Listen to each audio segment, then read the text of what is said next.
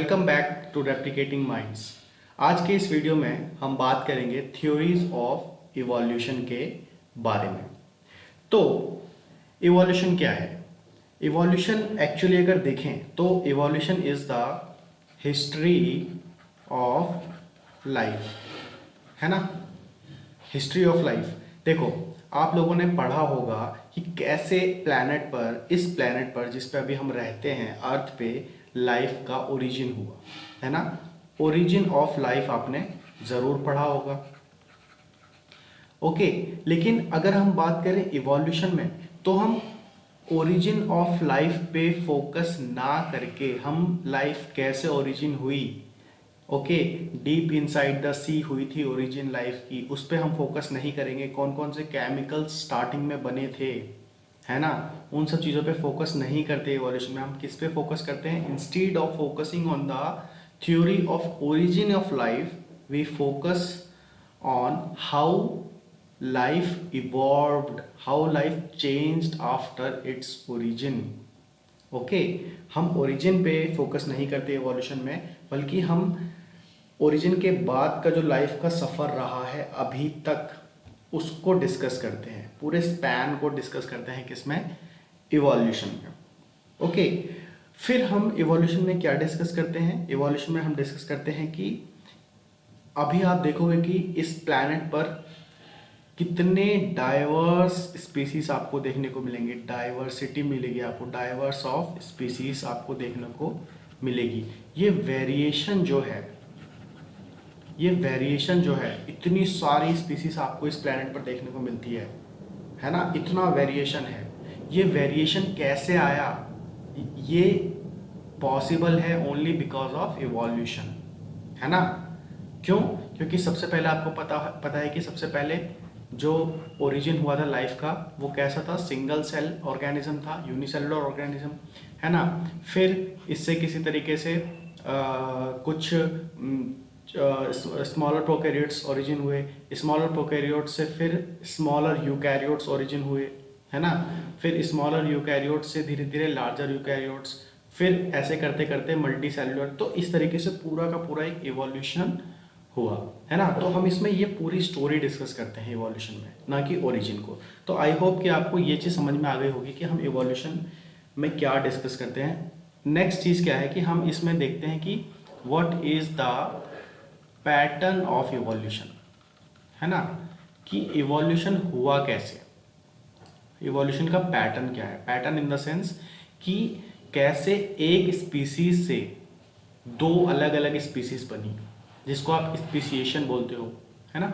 आगे आने वाले लेक्चर्स में हम स्पीसिएशन के बारे में बात करेंगे, राइट। तो पैटर्न ऑफ इवोल्यूशन, कैसे एक स्पीसीज से दो अलग स्पीसीज बनी, कैसे दो अलग अलग जगह पर रहने वाले स्पीसीज जब एक ही जगह पर आकर रहने लगे तो कैसे उनके बीच में सिमिलैरिटीज आने लगी और वो एक कॉमन स्पीसीज की फॉर्म में एक नई स्पीसीज बन गई। तो ये क्या है? ये पैटर्न ऑफ इवोल्यूशन है। तो हम इवोल्यूशन में ये सारी चीज़ें डिस्कस करते हैं। फिर हम डिस्कस करते हैं प्रोसेस ऑफ इवोल्यूशन। क्या डिस्कस करते हैं? Process of evolution. ओके, तो ये सारी चीज़ें हम डिस्कस करेंगे, लेकिन सबसे पहले अभी हम क्या देख रहे हैं? Theories of evolution. तो इसको थ्योरी क्यों बोलते हैं? इसको थ्योरी इसलिए बोलते हैं क्योंकि जब इवोल्यूशन पे प्रीवियस स्टडीज हुई, जो अर्लियर साइंटिस्ट थे जो कि इवोल्यूशन के बारे में जिन्होंने जानना शुरू किया, समझना शुरू किया, जैसे कि डार्विन हो गए, लेमार्क हो गए, तो उस टाइम पर उनकी स्टडी का उनके पास कोई प्रूफ नहीं था, है ना। तो इसीलिए उन्होंने अपनी अपनी थ्योरी दी, अपने अपने हाइपोथेसिस दिए। Okay, because they were not having any proof, that's why we call those statements as theories, है ना। हम लॉ ऑफ इवोल्यूशन कभी नहीं बोलते, हम क्या बोलते हैं? Theories of evolution. ओके, तो थ्योरीज ऑफ इवोल्यूशन आपको समझ में आ रहा होगा, है ना। अभी कौन कौन सी थ्योरीज हैं उनके हम बिल्कुल स्पेसिफिकली डिटेल में जाके डिस्कस करेंगे, आप बिल्कुल बेफिक्र रहो। उससे पहले इवोल्यूशन क्या होता है? तो इवोल्यूशन का अगर हम एक बेसिक डेफिनेशन समझने की कोशिश करें तो वो क्या होता है? Evolution is a process through which the features of organism change over time, है ना, कि कैसे ऑर्गेनिजम्स के फीचर कैरेक्टरिस्टिक्स टाइम के साथ साथ चेंज होते गए, है ना, from origin to till now, है ना। तो किस तरीके के फीचर्स, जैसे कि स्पीसीज की शेप चेंज होती गई, अलग अलग स्पीसीज एग्जिस्टेंस में आए, अलग अलग शेप के, अलग अलग अपीयरेंस के, अलग अलग साइज के, अलग अलग नेचर के, सबका नेचर अलग था, है ना। अलग अलग हैबिट्स के, जैसे कि किसी का अलग अलग स्पीसीज की रिप्रोडक्टिव हैबिट अलग होती है, सोने की हैबिट अलग होती है, रहने की हैबिट्स अलग होती है, खाने की हैबिट्स अलग होती हैं, है ना।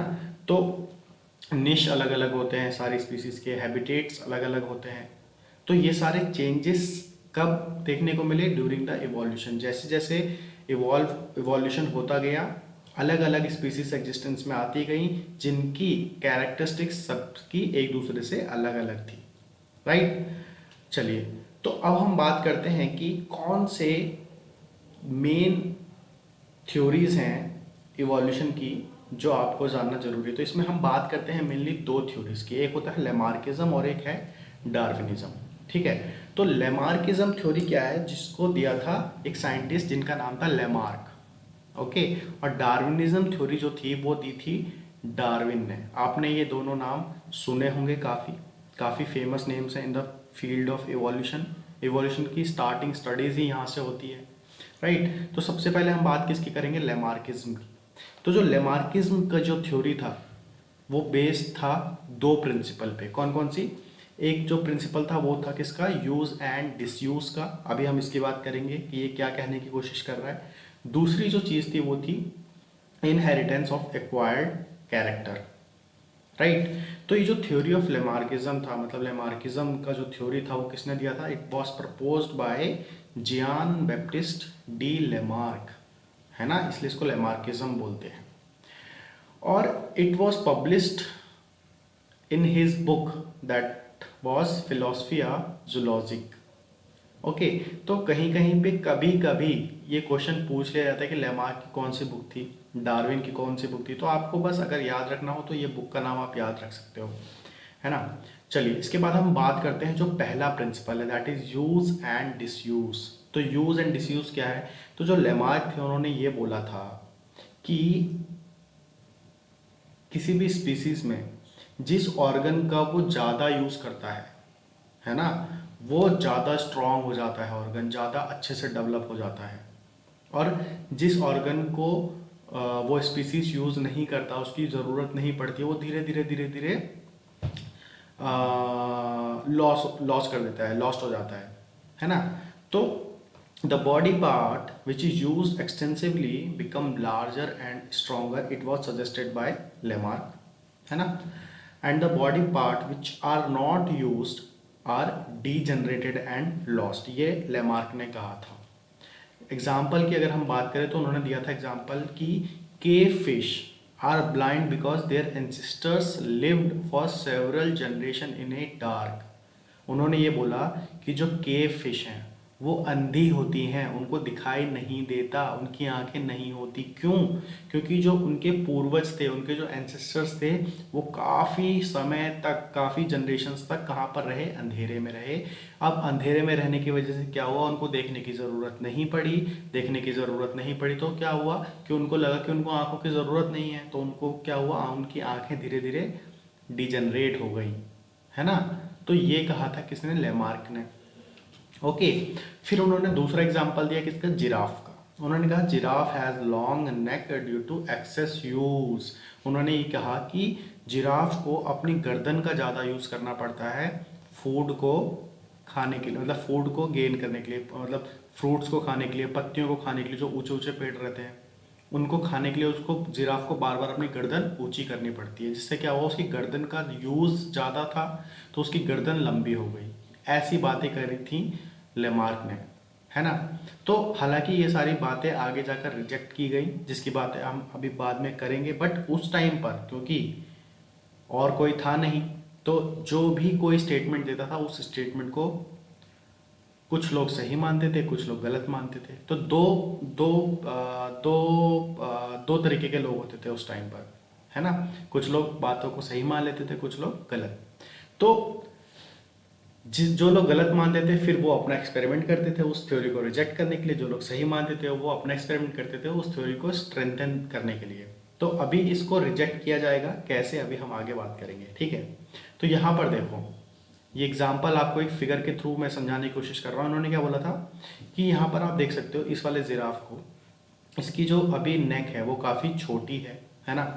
बट जैसे जैसे यहाँ पर आप देखोगे कि इसने अपनी गर्दन का यूज़ करना शुरू किया, बड़े पेड़ों पर जो पत्तियां हैं, जो फ्रूट्स हैं उनको खाने के लिए, तो उसकी गर्दन कैसी होती गई, लंबी होती गई, देख रहे हो। और लास्ट वाले जिराफ की गर्दन कैसी हो गई, लंबी हो गई। तो यही बोला था लेमार्क ने कि जिसका यूज़ ज़्यादा होता है वो ज़्यादा स्ट्रोंगर और ज़्यादा लार्जर हो जाता है वो ऑर्गन, राइट। चलिए, इसके बाद उन्होंने बोला कि इनहेरिटेंस ऑफ एक्वायर्ड कैरेक्टर। इसका मतलब ये हुआ कि इनका कहने का मतलब ये था कि जो कैरेक्टर, मैं एग्जांपल देके आपको बताता हूँ कि जैसे मान लीजिए आप हो या मैं हूँ, मैंने अपने लाइफ टाइम में जो कैरेक्टर एक्वायर किया है, एक्वायर ध्यान से समझना, एक्वायर किया है, जो स्किल्स मैंने सीखी हैं, ओके। जैसे कि मैंने तबला बजाना सीखा है मान लो, ओके। तो मैंने तबला बजाना सीखा है, तो अब इनका कहने का मतलब ये था कि अगर मैंने तबला बजाना सीख लिया तो जो मेरी नेक्स्ट जनरेशन आएगी उसको अपने आप तबला बजाना आएगा। ये इनका कहने का मतलब था, inheritance of acquired character. Acquired क्या होता है, जो हम लाइफ टाइम में एक्वायर करते हैं। तो ये तो पॉसिबल है नहीं, है ना। वरना आज क्या होता, आजकल क्या होता, अगर ऐसा पॉसिबल होता तो जितने भी डॉक्टर्स हैं उनके बेटे कैसे होते, डॉक्टर्स होते, इंजीनियर के बेटे इंजीनियर होते, बर्थ से ही वो इंटेलिजेंट होते, आईएएस के बेटे आईएएस बनते। तो ऐसा तो पॉसिबल है नहीं। तो इन थ्योरीज को आगे जाकर रिजेक्ट किया गया, ओके। कैसे, अभी हम बात करेंगे।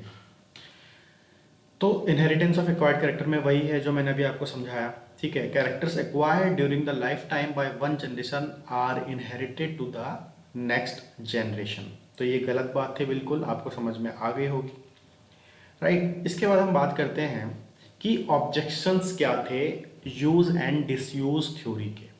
तो पहला ऑब्जेक्शन ये था कि organs can not always develop depending upon requirement and lost if not used. Obvious सी बात है कि ज़रूरी नहीं कि हमेशा उन ऑर्गन्स का वो ऑर्गन्स डेवलप हो जिनकी ज़्यादा ज़रूरत पड़ती है ना। जैसे कि मान लो कि एक फैमिली है जिसमें काफ़ी जनरेशन से काफ़ी पढ़े लिखे लोग चले आ रहे हैं, लेकिन कभी कभी आपने देखा होगा उसमें कोई ऐसा जनरेशन आता है जो नालायक निकल आता है। तो इसको आप क्या बोलोगे, दिस इज़ नॉट इनहेरिटेड, ये नेक्स्ट जनरेशन में इनहेरिट नहीं हो रहा, है ना। तो मतलब उस फैमिली में जो माइंड है वो बहुत अच्छा डेवलप हो जाना चाहिए था, है ना। Next generation to generation, generation to generation, हर जनरेशन में माइंड कैसा होना चाहिए था, बहुत एक्टिव, बहुत फंक्शनल, बहुत इंटेलिजेंट होना चाहिए था। लेकिन एक जनरेशन ऐसी आ जाती है जो बहुत ही नालायक होती है। तो ये लेमार्किज्म की थ्योरी थी जो आगे जाके गलत हुई। इसका एग्जाम्पल भी मैं आपको अभी दूंगा with the help of an experiment, okay. तो वो एक्सपेरिमेंट का नाम क्या था जिसने लेमार्किज्म की थ्योरी को रिजेक्ट किया, तो वो किया था वीजमैन ने। तो वीजमैन का एक्सपेरिमेंट क्या था वो देखते हैं। वीजमैन ने क्या किया, क्योंकि लेमार्क ने क्या कहा था कि जिस ऑर्गन का यूज़ बहुत ज़्यादा होता है, बार बार होता है, वो स्ट्रॉन्गर हो जाता है, वो ज़्यादा डेवलप होता है नेक्स्ट जनरेशन में। तो इनकी बात को वीजमैन ने सीरियसली ले लिया। उन्होंने क्या किया कि माइस को लिया, चूहों को लिया, और उन्होंने क्या करा कि बार बार लगातार बहुत सारे जनरेशन्स तक चूहों की पूंछ काट दी। आप यहाँ पर देख सकते हो, ये जो चूहा है इसकी पूंछ इन्होंने यहाँ पर काट दी, ओके। और फिर इनको आपस में मीटिंग करवाई, और देखा कि नेक्स्ट जनरेशन जो थी उसकी पूंछ थी। फिर उन्होंने क्या किया, फिर से पूंछ काट दी यहाँ से, फिर मीटिंग करवाई, फिर देखा फिर से पूंछ आ रही। तो ऐसे करते करते उन्होंने अराउंड 20 to 25 जनरेशन्स तक देखा, लेकिन पूंछ गायब नहीं हुई। इसका मतलब ये हुआ कि जो यूज एंड डिसयूज थ्योरी थी दैट वाज टोटली रबिश, वो बिल्कुल भी सही नहीं थी। तो ये किसने प्रूव किया, it was proven by Weissman. Okay, चलिए, तो लेमार्किज्म थ्योरी की बात आपने कर ली, आपने समझ लिया। इसके बाद हम बात करते हैं डार्विनिज्म की। ओके, तो जो डार्विन थे वो ज़्यादा समझदार और अपना जो स्टेटमेंट था बहुत सोच समझ कर देते थे, और उनके जो स्टेटमेंट्स होते थे वो साइंटिफिक होते थे और उनकी रिस्पेक्ट की जाती थी। ओके, क्योंकि वो बहुत सोच समझ के ऑब्जर्व करके अपना स्टेटमेंट देते थे। जो लेमार्क थे वो ज़्यादा ऑब्जर्वेशन, ऐसा माना जाता है, ऐसा मैंने कहीं पढ़ा था कि जो लेमार्क थे वो बहुत जल्दी जल्दी स्टेटमेंट्स देते थे और कुछ भी बोलते थे, लेकिन जो डार्विन थे बहुत सोच समझकर बहुत ऑब्जर्व करके स्टेटमेंट देते थे।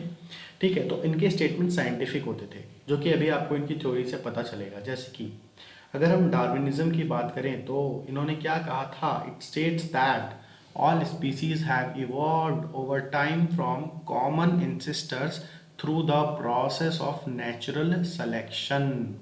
इन्होंने एक टर्म इंट्रोड्यूस किया सबसे पहले, क्या था वो, नेचुरल सिलेक्शन। इन्होंने ये बोला कि सारी जितनी भी स्पीसीज प्रेजेंट हैं इस प्लैनेट पर, इस अर्थ पर, वो ड्यूरिंग द टाइम, मतलब टाइम, ओवर द टाइम वो इवॉल्व हुई हैं एक कॉमन एंसेस्टर से। ओके, हम सब का जो एंसेस्टर है वो एक कॉमन है, और हम सब उन कॉमन एंसेस्टर से ही इवॉल्व हुए हैं ड्यू टू नेचुरल सिलेक्शन, और वही अभी तक आ पाया है, वही स्पीसीज अभी तक जिंदा है, सरवाइव कर रहा है, जिसको नेचर ने सेलेक्ट किया है। क्या है, ओके, नेचर ने सेलेक्ट किया है, उसी को बोलते हैं नेचुरल सिलेक्शन। अभी हम इसकी बहुत डिटेल में बात करेंगे, आपको परेशान होने की जरूरत नहीं, नेचुरल सिलेक्शन क्या होता है आपको अच्छे से समझ में आएगा अभी। तो इन्होंने ये बोला था कि जो इवोल्यूशन होता है उसमें नेचुरल सिलेक्शन का बहुत अहम रोल होता है, right. And this theory was widely accepted theory, okay, and it was published in his book the origin of species. तो आपको याद रखना है कि जो डार्विन की बुक थी वो क्या थी, the origin of species. Okay, तो ये जो बुक थी the origin of species, in this book two major hypothesis was mentioned. कौन कौन से थे, तो पहला जो था वो था कि all organism have descended from common ancestor and further modified. तो एक जिस बात पर इन्होंने बहुत गौर किया था, बहुत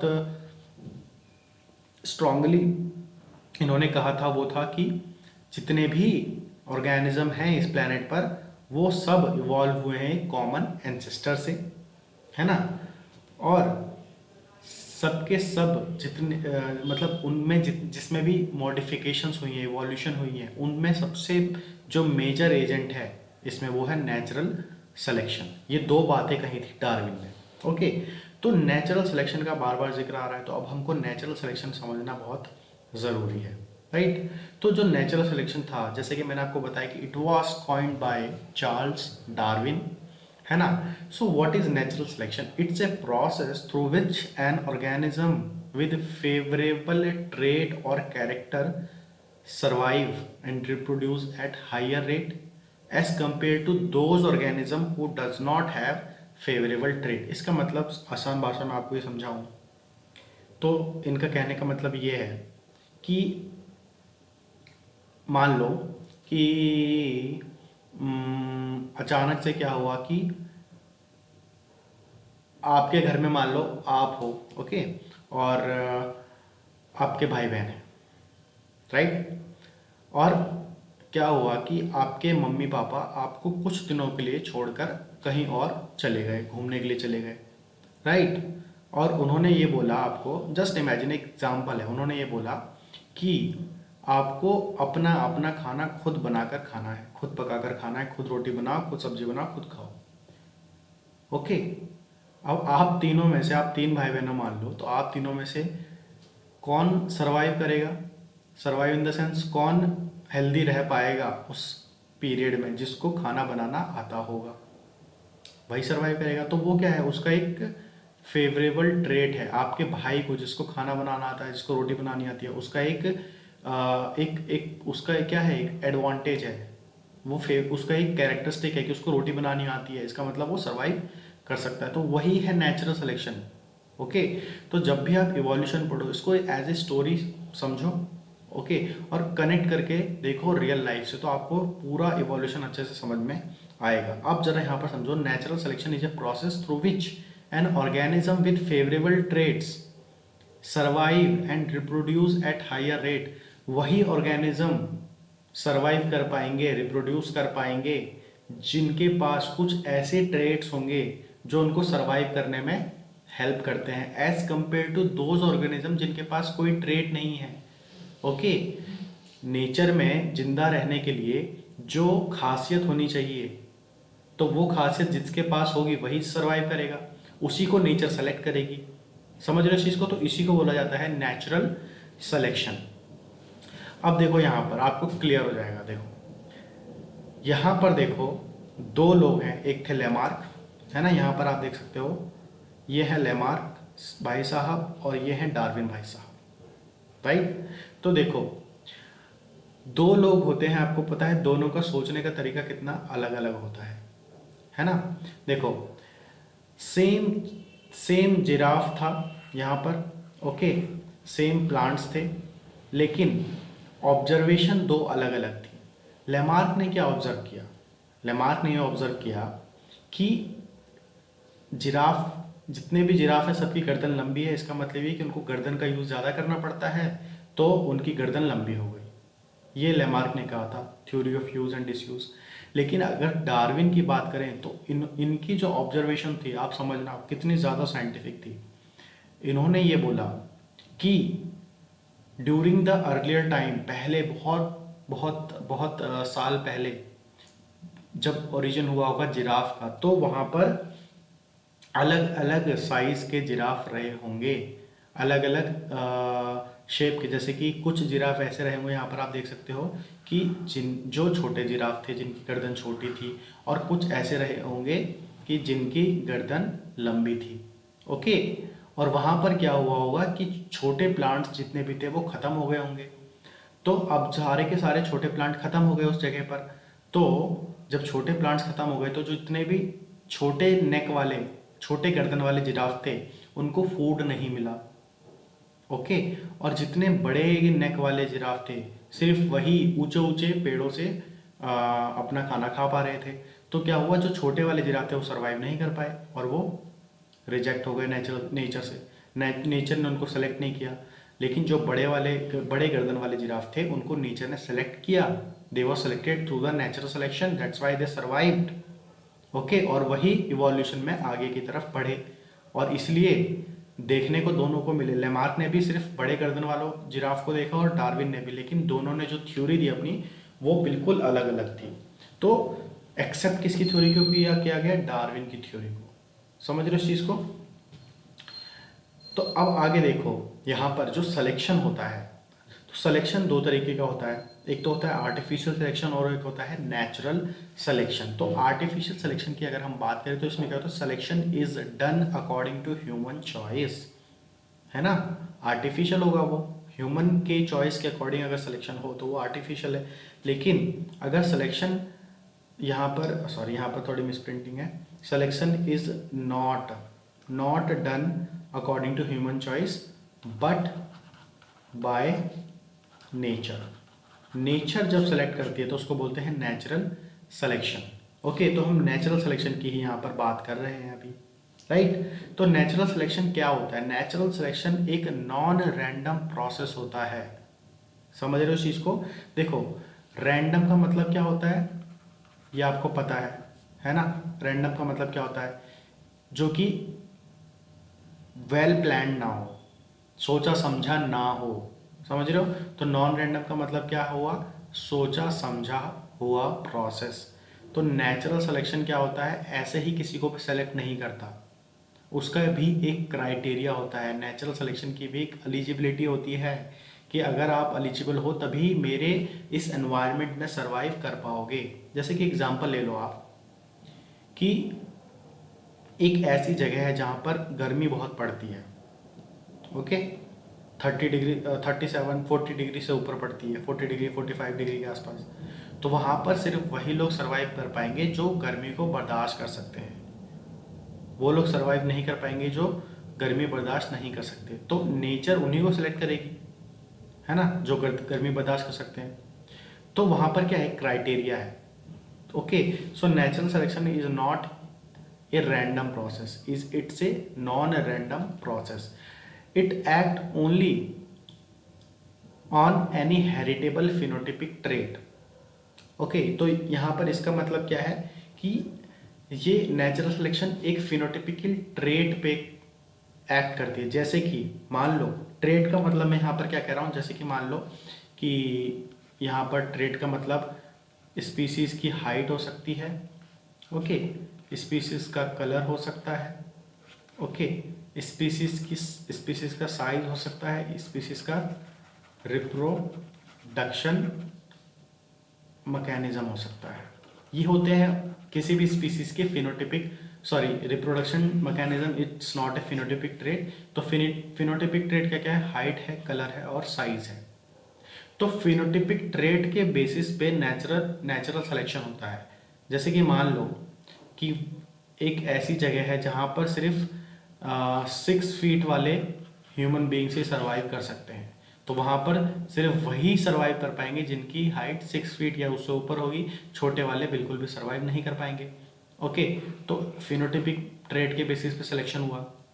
आपने एक एग्जाम्पल पढ़ा होगा इंडस्ट्रियल मेलानिज्म का, मोथ का, पीपर्ड मोथ का। ओके, जब इंडस्ट्रियल रिवॉल्यूशन के बाद सिर्फ ब्लैक वाली पीपर्ड मोथ ही सर्वाइव कर पाई है ना, तो वो कलर्ड फिनोटिपिक ट्रेट के बेसिस पे नेचुरल सिलेक्शन हुआ, जिसकी अभी हम आगे बात करेंगे। तो natural selection act on any heritable phenotypic trait. उसके बाद नेक्स्ट पॉइंट क्या है, it acts on any species who can reproduce. इसका मतलब ये हुआ कि जो भी स्पीसीज, जितनी भी स्पीसीज, आपको पता है कि सारे की सारी लिविंग ऑर्गेनिज्म रिप्रोडक्शन तो करती ही हैं, है ना, तो नेचुरल सिलेक्शन रिप्रोडक्शन को ध्यान में रखकर भी होता है। ओके, तो जिसका रिप्रोडक्शन रेट हाई होता है नेचर में, जिस स्पीसीज का रिप्रोडक्शन रेट हाई होता है वो ज़्यादा टाइम तक सर्वाइव कर सकता है। ओके, और जो बहुत धीरे धीरे रिप्रोडक्शन करता है उसका सर्वाइव करने का चांसेस बहुत कम होता है। ये सारी चीज़ें आपको समझ में आएंगी धीरे धीरे जैसे जैसे हम चैप्टर में आगे बढ़ेंगे। उसके बाद नेक्स्ट पॉइंट है, it act on any species worry in fitness. Fitness का मतलब देखो, जो ज़्यादा फिट है ना, वही सर्वाइव करेगा, जो कम फिट है वो सर्वाइव नहीं करेगा। मान लो दो लोग गए आर्मी में एडमिट होने के लिए, आर्मी में भर्ती होने के लिए, है ना, जिसमें से एक बहुत फिट था और एक फिट नहीं था, तो किसको सिलेक्ट किया जाएगा, जो बहुत फिट है वही सर्वाइव करेगा वहाँ पर। तो फिटनेस के बेसिस पे भी नेचुरल सिलेक्शन होता है। ओके, इसके बाद अब देखो यहाँ पर कि नेचुरल सिलेक्शन इंपॉर्टेंट क्यों है, आपको समझ में आ रहा होगा, है ना, और इसीलिए इवोल्यूशन का एक मेजर इंपॉर्टेंट क्रिटिकल एजेंट है। So evolution is possible only through the natural selection, right. अब देखो यहाँ पर जो ट्रेड्स हैं, कैसे इवोल्यूशन पॉसिबल क्यों है, सिर्फ मतलब नेचुरल सिलेक्शन इवोल्यूशन के लिए इतना ज़्यादा ज़रूरी क्यों है, क्योंकि जो ट्रेड्स हैं that enhance survival and reproduction gradually increase from generation to generation. अब देखो क्या होगा कि एक स्पीसीज ए है, एक स्पीसीज बी है, एक स्पीसीज सी है और एक स्पीसीज डी है।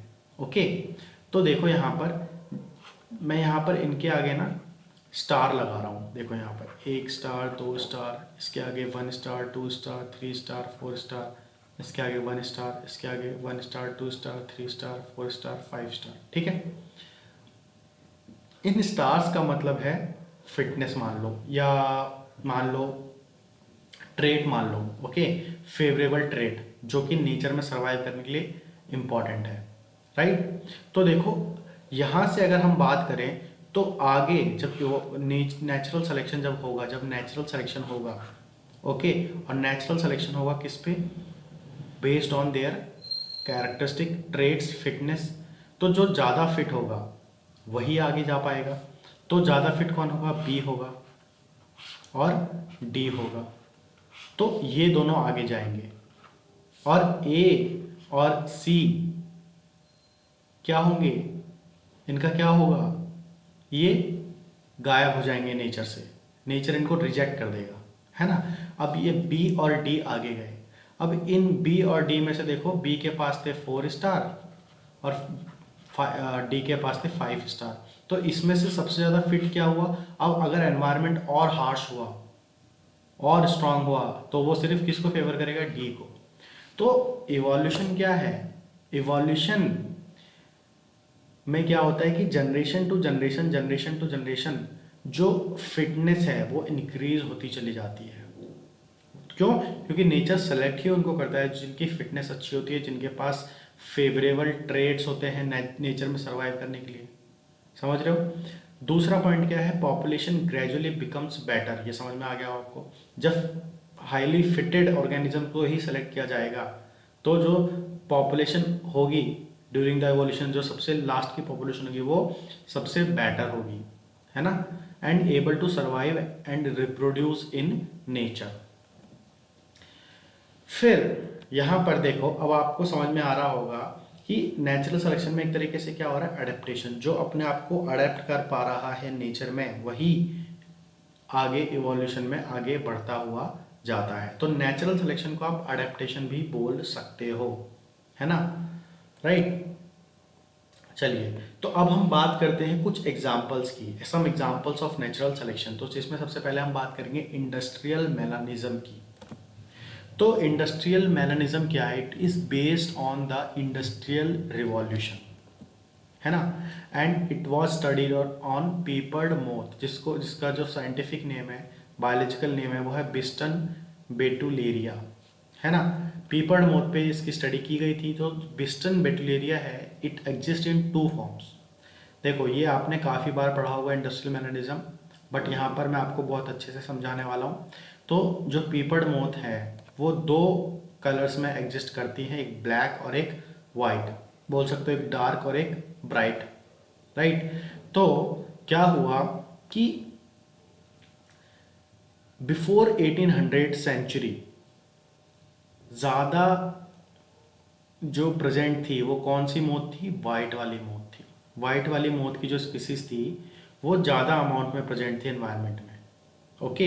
लेकिन आप नोटिस करो कि आफ्टर 1850 ब्लैक वाले पेपर्ड मोथ ज़्यादा एग्जिस्टेंस में आ गए और धीरे धीरे वाइट वाले कम हो गए। तो ये ऐसा हुआ क्यों, है ना? क्योंकि नेचर ने किसको सेलेक्ट किया होगा? फिर ब्लैक वाले को। तो कुछ ऐसा हुआ होगा नेचर में। अब आपको समझ में आएगा धीरे धीरे इवोल्यूशन, जो अभी तक हमने नेचुरल सिलेक्शन की बात करी, अब आपको धीरे धीरे समझ में आएगा कि नेचर में कुछ ऐसा हुआ होगा जिसने ब्लैक वाले पेपर्ड मोथ को सेलेक्ट किया होगा और वाइट वाले को नहीं किया होगा। तो यहाँ पर आप नोटिस करोगे तो यहाँ पर ब्लैक मोथ भी प्रेजेंट है लेकिन काफ़ी कम। ज़्यादातर कौन प्रेजेंट है? वाइट वाली मोथ है, ब्लैक भी लेकिन काफ़ी कम। समझ रहे हो? ऐसा नहीं है कि वाइट वाली ही ब्लैक में कन्वर्ट हो गई सारी, बिल्कुल ऐसा बिल्कुल नहीं है।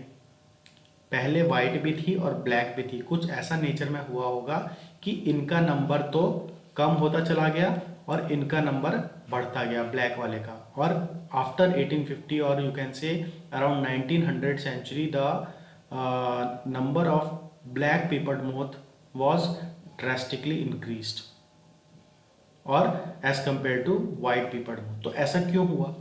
तो देखो, यहाँ पर ऐसा इसलिए हुआ क्योंकि क्या हुआ कि 1800 सेंचुरी के बाद इंग्लैंड में इंडस्ट्रियल रिवॉल्यूशन हुआ। ओके, बहुत सारी इंडस्ट्रीज लगनी शुरू हो गई।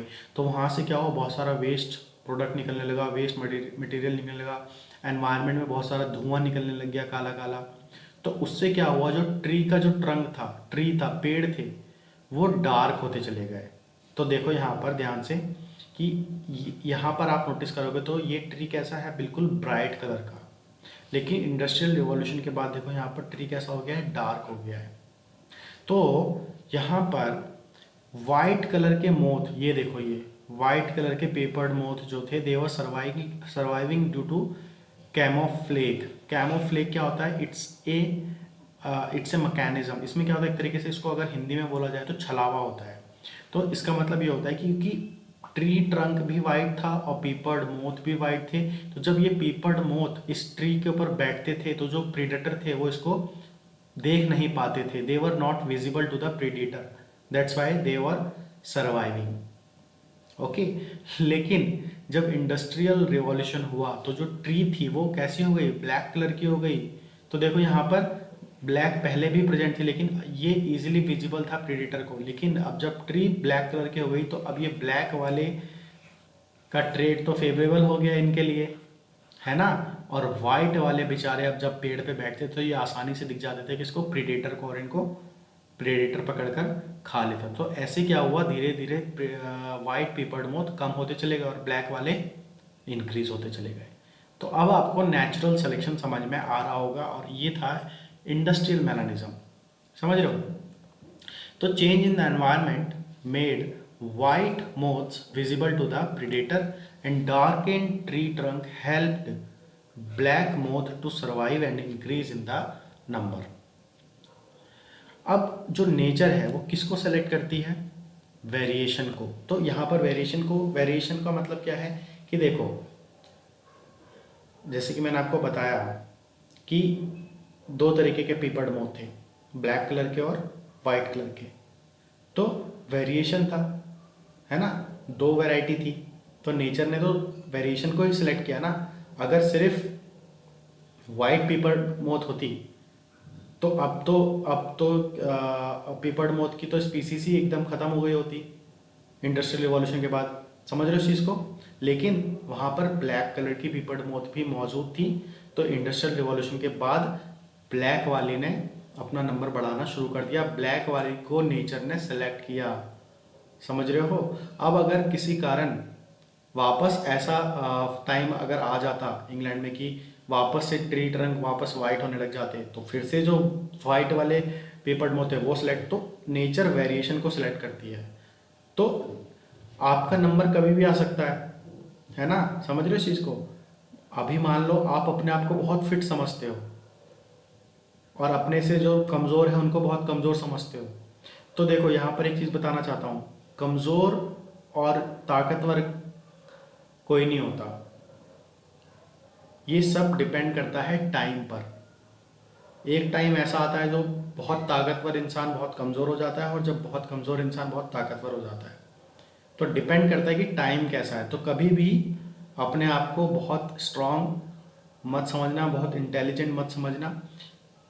आप क्यों स्ट्रांग हो, क्यों इंटेलिजेंट हो, क्योंकि आपका टाइम अच्छा चल रहा है अभी, है ना। नेचर में ऐसी चीज़ें हैं जो आपको सूट कर रही है, फेवरेबल है आपके लिए। लेकिन अगर ऐसा टाइम आया कि जब वहाँ पर इंटेलिजेंट लोगों की ज़रूरत नहीं है, ऐसे ही लोगों को सेलेक्ट किया जाएगा जो कि इंटेलिजेंट नहीं है, तो वहाँ पर वही इंटेलिजेंट कहलाएंगे जो इंटेलिजेंट नहीं थे। मेरी बात आपको समझ में आ रही होगी। तो नेचर क्या करता है, वेरिएशन को सिलेक्ट करता है, कभी किसी को कभी किसी को, डिपेंड करता है कि उस टाइम पर करंट सिचुएशन क्या है, समझ रहे हो चीज़ को। चलो आगे क्या है, हेरिटेबिलिटी। तो अब आपने इससे पहले पढ़ा कि जो पॉपुलेशन होती है वो जनरेशन बाय जनरेशन ज़्यादा फिट होती चली जाती है, ज़्यादा डेवलप्ड होती चली जाती है, समझ रहे हो।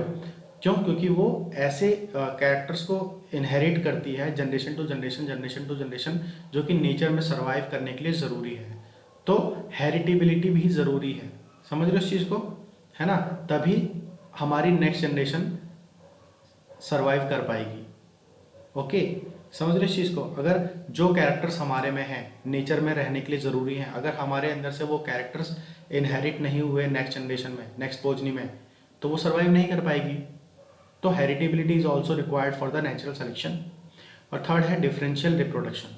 रिप्रोडक्शन भी बहुत ज़रूरी है नेचुरल सिलेक्शन के लिए, समझ रहे हो, है ना। अगर स्पीसीज रिप्रोडक्शन ना करे तो उनकी नेक्स्ट जनरेशन नहीं आएगी, तो उनका तो सर्वाइवल खत्म हो गया एक तरीके से। हमारी कम्युनिटी को, हमारी स्पीसीज को, ह्यूमन बीइंग की स्पीसीज को कौन रिप्रेजेंट करेगा आगे आने वाले 100 सालों में, 150 सालों में? हमारे बच्चे, हमारी नेक्स्ट जनरेशन, समझ रहे हो। तो reproduction is also required for the natural selection, समझ रहे हो इस चीज़ को, है ना। अब देखो यहाँ पर कि मोड्स ऑफ नेचुरल सिलेक्शन क्या क्या है। तो सबसे पहले हम बात करेंगे डायरेक्शनल सिलेक्शन की, ओके। फिर बात करेंगे स्टेबलाइजिंग सिलेक्शन की, और लास्ट में बात करेंगे डिस्ट्रप्टिव सिलेक्शन की। तो 3 तरीके के सिलेक्शन आपको पढ़ने हैं, डायरेक्शनल सिलेक्शन, स्टेबलाइजिंग सिलेक्शन और डिस्ट्रप्टिव सिलेक्शन। तो अगर हम डायरेक्शनल सिलेक्शन की बात करें तो वो कुछ इस तरीके से होता है। इसमें क्या होता है, देखो ध्यान से, कि यहाँ पर ये जो है, ये है एक तरीके से mean of the phenotypic spectrum. Phenotypic spectrum क्या होता है, मान लो कि यहाँ पे जो है वो सबसे स्मॉल हाइट वाले हैं लोग, और ये धीरे धीरे हाइट बढ़ती जा रही है, देख रहे हो यहाँ पर धीरे धीरे हाइट बढ़ती जा रही है ऐसे ऐसे ऐसे ऐसे ऐसे।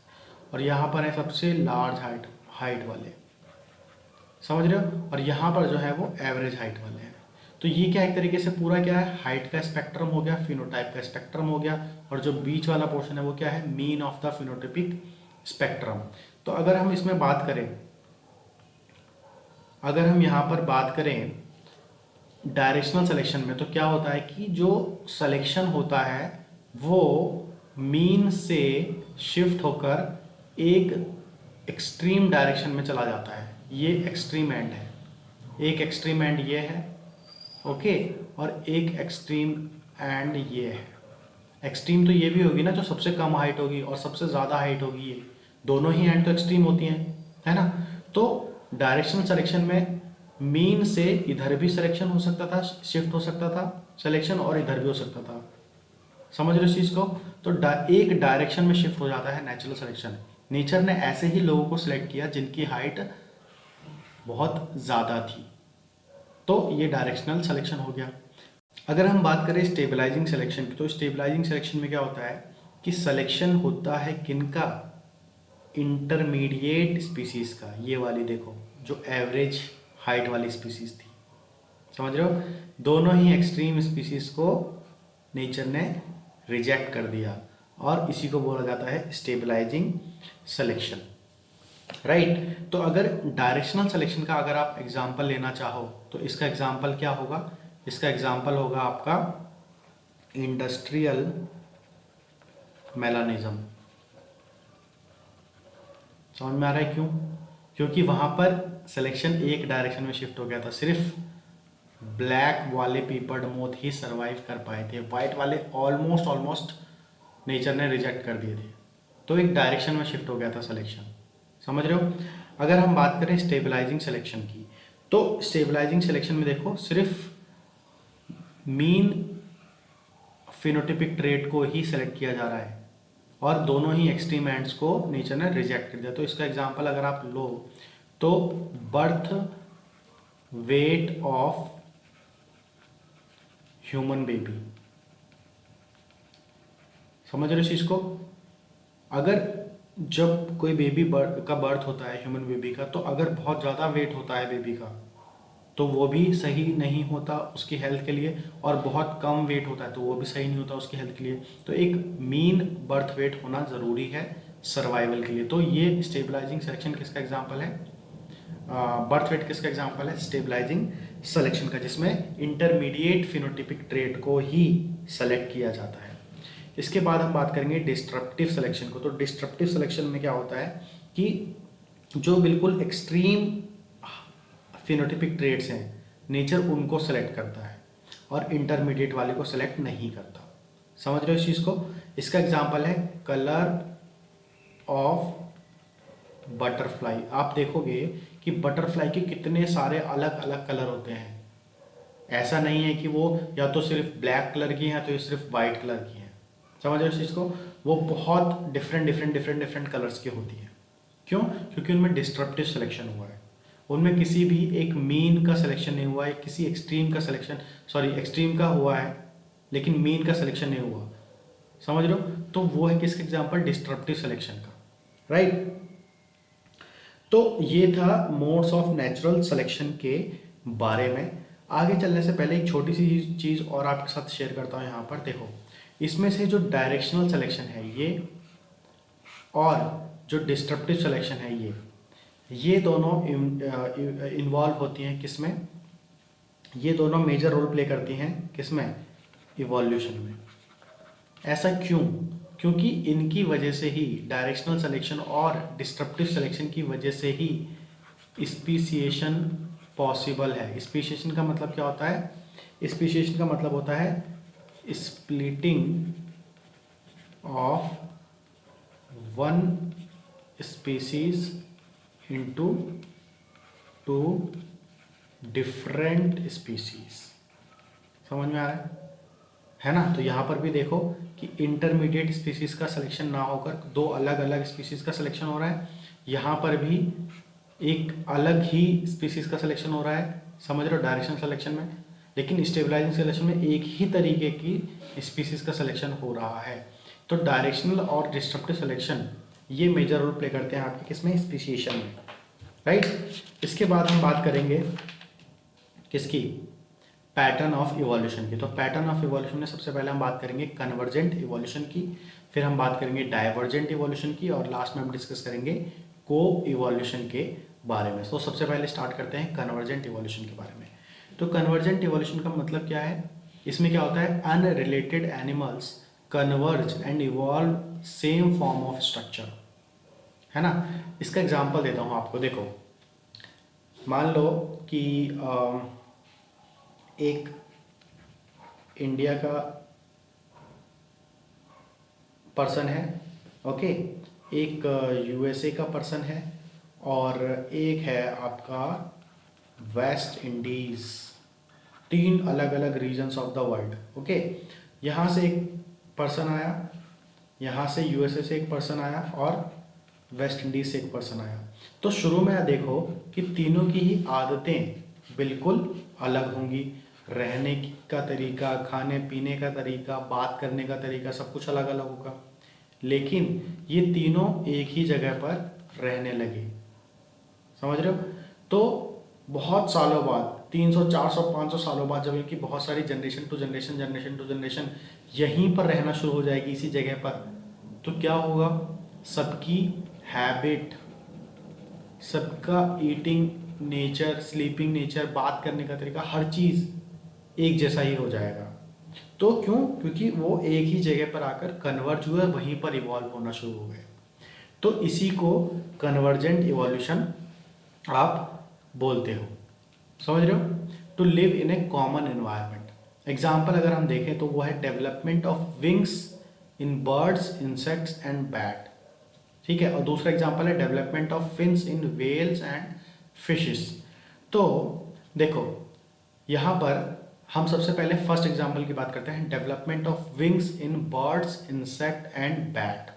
तो जब कन्वर्जेंट इवोल्यूशन होता है तो याद रखना कि जो स्पीसीज होती हैं वो एनालॉगस स्ट्रक्चर डेवलप करती हैं। एनालॉगस स्ट्रक्चर क्या होता है, अभी मैं आपको बताता हूँ। देखो उससे पहले यहाँ पर देखो ध्यान से, कुछ हम स्पीसीज को देखेंगे, कंसिडर करेंगे उनकी क्लास और डेवलपमेंट के बारे में। तो ये स्पीसीज हैं बर्ड्स, इंसेक्ट्स और बैट। तो अब अगर आप देखोगे तो जो बर्ड्स होती हैं वो कौन सी क्लास को बिलोंग करती हैं, एव्स को। इंसेक्ट किसको करती है, इंसेक्टा को। और बैट किसको करती है, ममीलिया को, राइट। लेकिन ड्यूरिंग द इवोल्यूशन, क्योंकि इनको एक ही एनवायरनमेंट में रहना पड़ा, तो इन तीनों ने ही विंग्स डेवलप किए जो कि इनको उड़ने के लिए चाहिए, समझ रहे हो। तीनों बिलोंग करते हैं अलग अलग क्लासेस को, अलग अलग टाइप के हैं ये एनिमल्स, लेकिन तीनों के पास सेम सिमिलर स्ट्रक्चर है, दैट इज विंग्स, समझ रहे हो। तो इसी को क्या बोला गया, कन्वर्जेंट इवोल्यूशन। तीनों अलग अलग जगह से आए थे, लेकिन अगर एक ही जगह पर रहने लगे तो इन तीनों को किसकी जरूरत पड़ी, विंग्स की जरूरत पड़ी, है ना।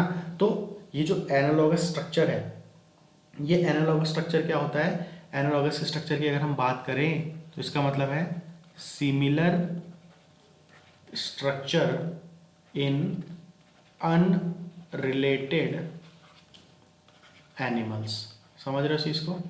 ये अनरिलेटेड एनिमल्स ही तो हैं, बर्ड्स, इंसेक्ट्स, बैट, लेकिन इन तीनों में ही जो विंग्स हैं वो तो सिमिलर है ना, फंक्शन सिमिलर कर रहा है। तो ये कैसे स्ट्रक्चर है, एनालॉगस स्ट्रक्चर।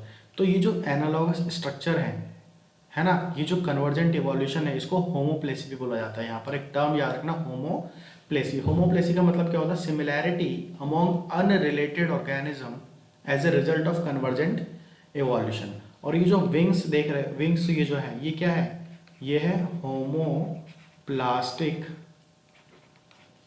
फीचर, समझ रहे हो, होमोप्लास्टिक फीचर इनको बोलते हो।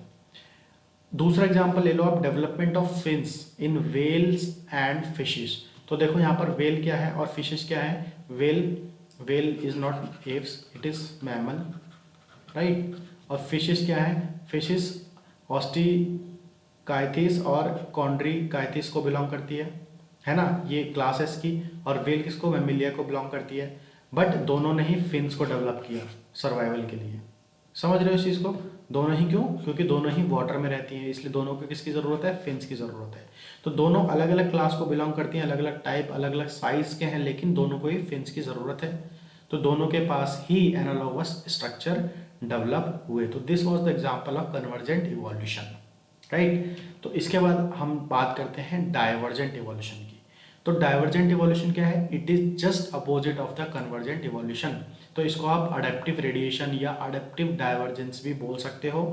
And in divergent evolution all species evolve from the common ancestor. इसमें जितनी भी स्पीसीज हम डाइवर्जेंट इवोल्यूशन में बात करते हैं वो सब एक कॉमन एंसेस्टर से ही इवॉल्व होती हैं। अगर हम एग्जाम्पल की बात करें तो modification of limbs in animals देखते हैं यहाँ पर। तो जब modification of limbs in animals, तो अगर हम डाइवर्जेंट इवोल्यूशन की बात करें तो इसमें जितनी भी स्पीसीज होती है वो कैसा स्ट्रक्चर प्रोड्यूस करती है? Homologous structure.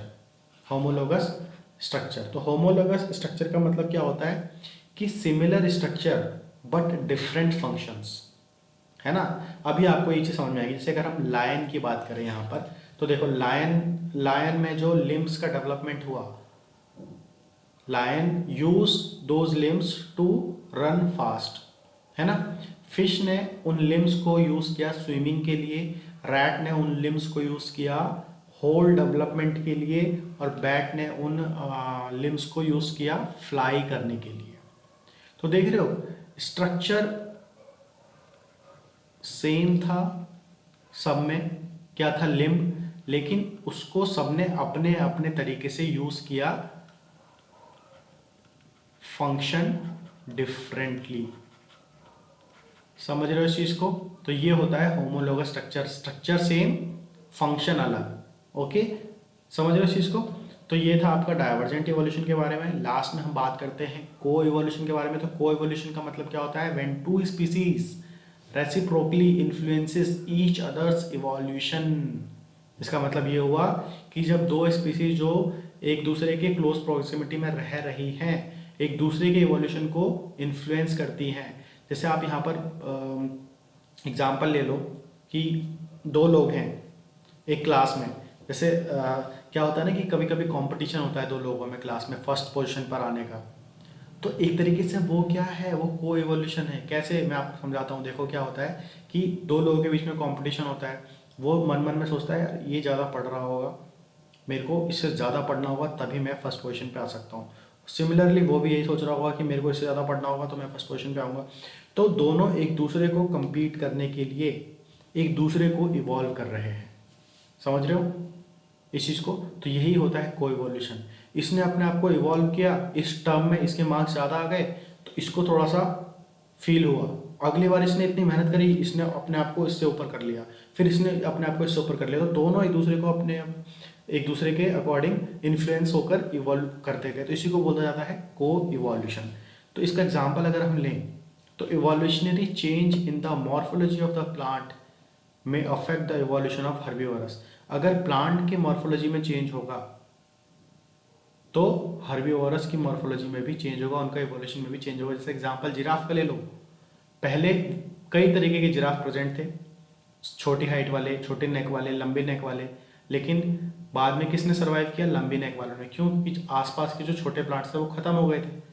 तो प्लांट्स का जब इवोल्यूशन, जब प्लांट्स की मॉर्फोलॉजी में चेंज हुआ तो हर्बीवोरस की मॉर्फोलॉजी में, इवोल्यूशन में भी चेंज आएगा, which further affect the evolution of plant. अब क्या हुआ कि जब सिर्फ बड़े वाले जिराफ एग्जिस्टेंस में आए, छोटे वाले सारे खत्म हो गए, तो अब बड़े वाले जिराफ सिर्फ बड़े वाले प्लांट्स को खाएंगे। अब छोटे वाले प्लांट्स को खाने के लिए कोई था नहीं, तो छोटे वाले प्लांट फिर से आने लग गए, फिर से वो इवॉल्व करने लग गए। समझ रहे हो इस चीज को? तो ये तो चलता रहता है को इवोल्यूशन, है ना। इसकी थोड़ी सी और बात करते हैं। तो it occurs only if two different species have close ecological relationship, है ना। Both the species exerts selective pressure on each other. इसकी बात हमने कर ली। एग्जांपल अगर लें तो प्रे प्रेडेटर का रिलेशनशिप ले लो आप, है ना। प्रे अपने आप को बचाने के लिए इवॉल्व करता है, अपना दिमाग शातिर करता है, कैसे मैं उससे बच जाऊं, कैसे कहाँ छुप जाऊं, अपने आप को इवॉल्व कर रहा है एक तरीके से। और प्रेडेटर उसको ढूंढने के लिए इवॉल्व करता है अपने आप को। तो ये चलता रहता है। फिर प्लांट इंसेक्ट रिलेशनशिप, फिर प्लांट एनिमल रिलेशनशिप, ऐसे ही चलता है। ठीक है, तो चलो फिर मिलेंगे नेक्स्ट वीडियो में। तब तक के लिए टाटा, take care, bye bye, thank you.